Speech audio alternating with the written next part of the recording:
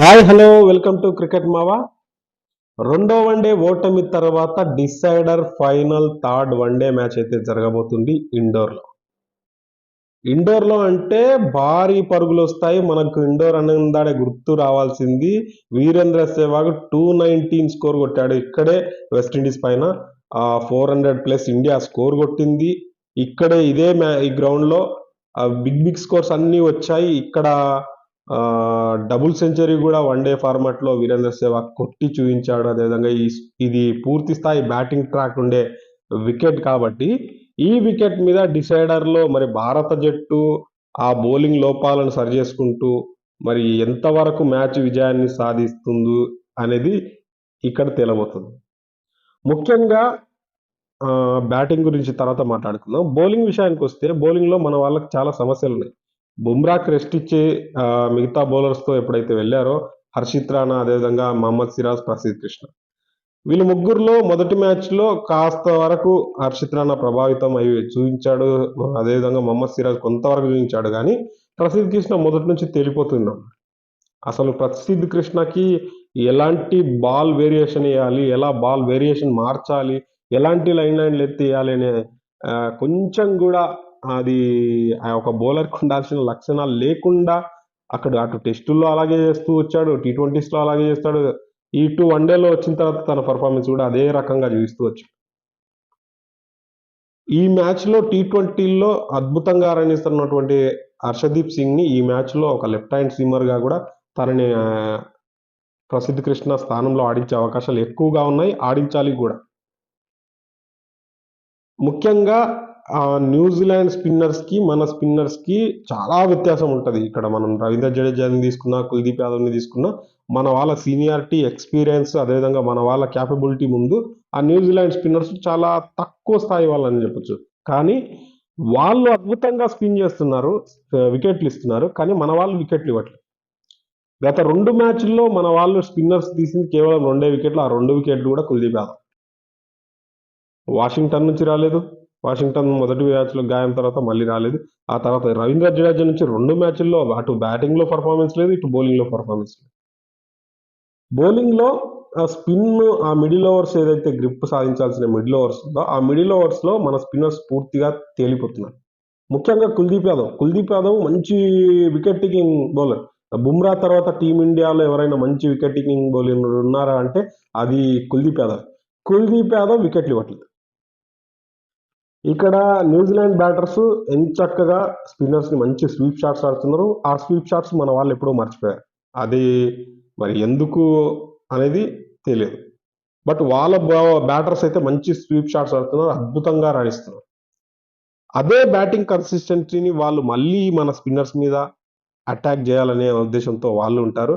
కాబట్టి ఇక్కడ మన స్పిన్నర్స్ ఈ మ్యాచ్లో ఖచ్చితంగా రాణించాల్సిన అవసరం అయితే ఉంది. ముఖ్యంగా కుల్దీప్ యాదవ్ ఈ మ్యాచ్లో తన పూర్తి స్థాయి పూర్వ ఫామ్ని అయితే తీసుకురావాల్సిన అవసరం అయితే ఉంది. ఇక బ్యాటింగ్ విషయానికి వస్తే రోహిత్ శర్మ మంచి స్టార్ట్ ఇస్తున్నాడు. ఒక 20-25 రన్స్ దాకా మంచి స్టార్ట్ ఇస్తున్నాడు. ఓకే, మనోడు మంచి ఫామ్లో ఉన్నాడు, టచ్లో ఉన్నాడు, కొడతాడు అనుకున్న టైంలో అవుట్ అవుతాడు. లాస్ట్ 2 మ్యాచ్లో కూడా same ball, same shot, same డెలివరీస్కి ఒకే రకమైన వికెట్ అయితే సమర్పించుకున్నాడు. కాబట్టి ఆ బాల్స్ని కాస్త కంట్రోల్గా చూసుకొని రోహిత్ శర్మ ఒక బిగ్ ఇన్నింగ్స్ అయితే ఆడాల్సిన సందర్భం, అవసరం ఇక్కడ ఖచ్చితంగా ఉందని చెప్పొచ్చు. లాస్ట్ మ్యాచ్లో ఫెయిల్యూర్ అయినప్పటికీ విరాట్ కోహ్లీ మంచి ఫామ్లో, మంచి టచ్లో ఉన్నాడు. లాస్ట్ ఒక మ్యాచ్లో మాత్రం ఫెయిల్యూర్ అయినప్పటికీ కూడా అంతకుముందు సిరీస్లో కూడా తన ఫామ్ని కంటిన్యూగా చూస్తే మంచి ఫామ్లో ఉన్నాడు, మంచి టచ్లో ఉన్నాడు. కాబట్టి తన నుంచి కూడా మరొక బిగ్ ఇన్నింగ్స్ రావాలి. అదేవిధంగా కేఎల్ రాహుల్ అద్భుతమైన కన్సిస్టెన్సీతో అసలు కేఎల్ రాహుల్ని ఎక్కడ ఆడించినా ఆడుతున్నాడబ్బా. Wicket keeper, captain, opener, first down, second down, fifth down, finisher, ఏ రోల్ని పెట్టినా కానీ కేఎల్ రాహుల్ నిజంగా ఇప్పుడున్న ప్లేయర్స్లో ద బెస్ట్ ప్లేయర్ అని చెప్పొచ్చు. కేఎల్ రాహుల్ తనకిచ్చినటువంటి ఏ రోల్ని కూడా అతడు దీనికి నేను న్యాయం చేయను అనే విధంగా ఎక్కడా కనిపించట్లేదు. ప్రతి ఒక్క రోల్కి తను ఫుల్ఫిల్ చేస్తున్నాడు, న్యాయం చేస్తున్నాడు. లాస్ట్ మ్యాచ్లో అద్భుతమైన సెంచరీ, మిగతా బ్యాటర్స్ నుంచి ఎవ్వరి నుంచి సపోర్ట్ రాకపోయినా ఒక అద్భుతమైన సెంచరీని అయితే కొట్టాడు. మనకు స్కోర్ బోర్డ్ మీద ఒక గౌరవప్రదమైన స్కోర్ని అయితే పెట్టాడు. అదే స్కోర్ని పెడుతున్న క్రమంలో మిగతా ఆర్డర్ అంతా కూడా బాగా ఆడాలి. గిల్ లాస్ట్ మ్యాచ్లో కూడా అద్భుతంగా ఆడాడు.